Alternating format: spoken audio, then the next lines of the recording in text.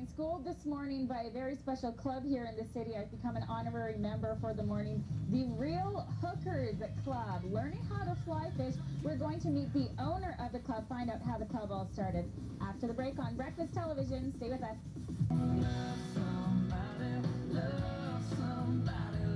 6:55 on your Tuesday morning, and a nice start out there. 11 degrees going up to 28 this afternoon. Jill, if you can believe it, it's almost the end of September. You're out fishing, and it's going to 28 today. How bad is that? It is beautiful, and coming back from vacation, it's not so bad when the forecast looks like it does this week. It's absolutely gorgeous. Check out the sunrise here. Look at that. You arranged that for your little remote today. Perfect. The fish are going to be biting this morning, Jill. Yeah, I hope so.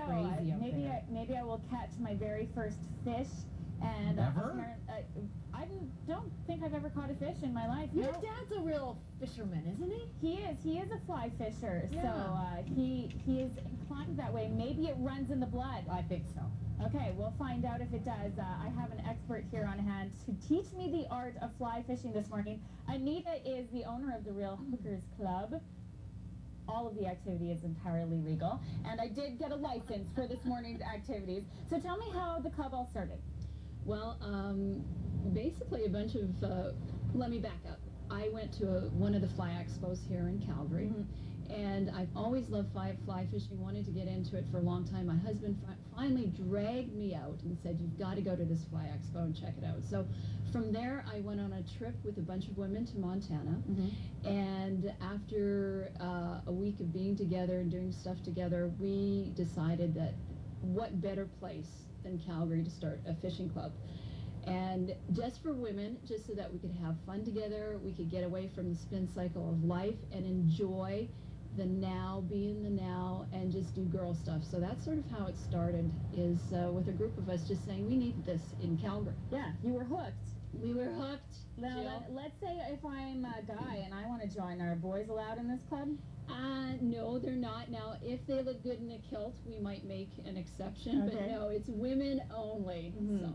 And now you do guided tours, you also do lessons, this club, and then you would take weekend trips together. That's right, we do all that kind of stuff. So the biggest thing is we want to introduce new people to fly fishing, new women who perhaps have very busy lives, need to get out of that spin cycle for a little while and enjoy the moment, want to learn something new. A lot of the women that we have, you know, used to fly fish with their dad, and they're renewing an interest in fly fishing, and some of them are just, they love the poetry, the art, the look of it.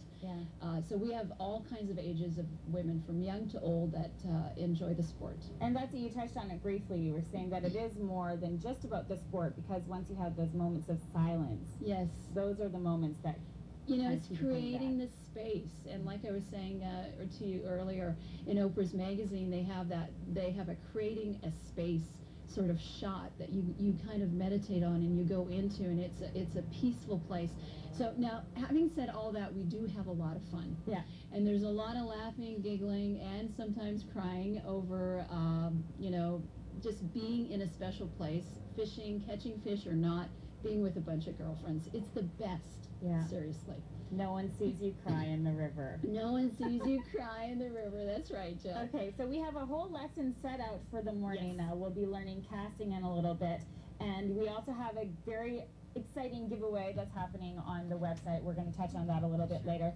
So next up, I will be casting my very first cast, guys. Well. It's a bit of a physical workout, too, fly fishing. It's very neat to watch. It's not a workout. Well, you're moving your arms a lot. It's very active. Well, it's not like it's a workout. You could be sitting drinking beer. It's not like you need a heart rate monitor. With your fishing Anyway. Jeff.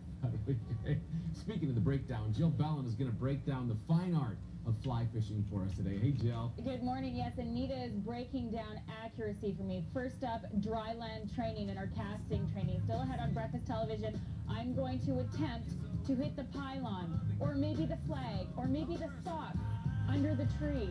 That's still ahead on BT. Stay with us. I'm practicing my accuracy down here by the bow and getting a lesson from the Real Hookers Club. We're going to learn what stripping the line means after the break and trying to hit this little pylon. That's a very small target. Oh, there it hit. Yeah! After Breakfast Television. been shaping up to be a beautiful day, and a beautiful day to maybe catch some fish. We're getting a lesson here from the Real Hookers Club. It's a female-only club, and fly fishing here with Anita. So I have my dry land training ahead. This is important. Why? To start on dry land and not just hit the river right away. Okay, so for a number of reasons. First, safety. You want to know what you're doing a little bit before you get out on the river. Okay. Also, you want to practice to targets. You want to get a feel for what it's like to cast to a specific target. And even before that, Jill, you want to learn how to use your rod properly. Okay, how to load the rod and unload the rod. So what we're going to teach you to do here is we're going to teach you to make some good false casts. And then... oh, we're getting tangled here. That's okay. Now, do I need to strip the line? What does that mean? Stripping the line, actually, we strip the line when we're imitating different kinds of insects. Okay, so stripping means you're going to pull in that line, we actually really do call it stripping. The Real Hookers do strip. We do strip, for sure. So now what I want you to do is do some false casting. We're going to aim at, let's aim at this target here. The flag? It's a little closer, the flag. Okay. And you're going to go ahead and make a few false casts towards that. Okay. Now, what is a false cast? A false cast is not the presentation cast. A false cast is actually used, very good, you hit the flag. It's actually used to measure distance, to draw your fly, and to change distance, or to change trajectories. Okay. Okay? How's my form looking here? You're looking good, babe. Okay. Okay, so now I want you to, once you feel like you can hit that target, so close. Very close. Lay down that line. Yes! That's right. Okay, let's try for the pylon. Okay, so let's try for the pylon. Now, you're going to have to probably strip out a little bit of line because we have a little bit more distance. More stripping. Okay, so now... Oh, careful, Rob. I don't want to catch you in the crossfire. Okay, now I want you to go ahead. That's right, a little bit more. Let's see. Oh, okay, that's looking good. Okay. Now, fish swim all over the place, so why is accuracy important? Well, fish do swim all over the place, but they actually face upstream, and if you can actually target a specific area so that your fly, if you're dry fly fishing, drag-free comes down into their line of sight, and they can pick up on that in a foam bed or something where all these insects are coming forward. That's why we need to actually learn how to oh man, you are so close. So close. Oh, so close. Here. That's why we need to learn how to fish to targets. Very nice. That was definitely. Okay, I'm going to get the pylon. Okay, David says, here we go. This is the poetry. This is the moment. This is it. Brad Pitt should be watching. Again, try one more time. By a hair. Stop the rod a little bit more efficiently on that forward cast. You can do it, Jill. We have faith, Jill. Oh, come on now. Come on, Jill. Oh, that bounced in. It kind of bounced in and out, but I'm getting there. I'm so close. Inspired by Brad Pitt, the fly fishing man. Oh, I forgot about that This fabulous is fun. All right, really get in the zone. You keep working, and we'll find out how the improvement's going later. Okay, I'm focused, like a laser beam. She's in there, isn't she? It's all-encompassing.